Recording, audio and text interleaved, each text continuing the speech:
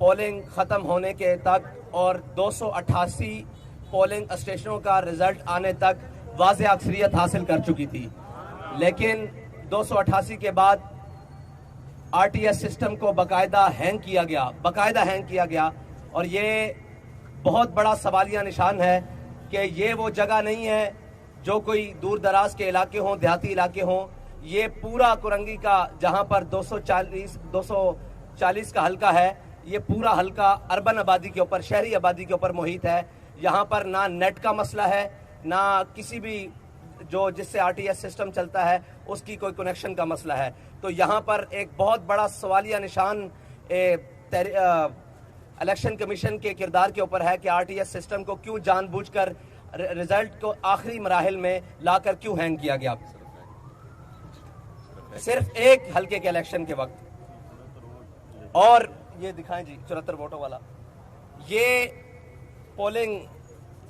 एक polling station है जिसके अंदर तहरीक लब्बैक पाकिस्तान के 74 वोट्स को मुस्तरद रिजेक्ट किया गया। सिर्फ एक पोलिंग स्टेशन है, बल्कि पोलिंग बूथ है जिसके अंदर तहरीक लब्बैक के 74 वोट्स को रिजेक्ट किया गया। ये आपके सामने मौजूद है।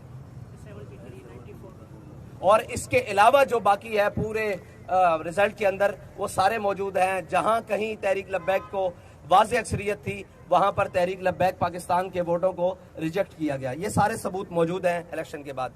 और आखिरी 10 पोलिंग स्टेशन से जिसका अमल तकरीबन पौन घंटे के करीब रुका रहा और उसके बाद अचानक से हमारी मुखालिफ जो जमात थी उसको जितवा दिया गया।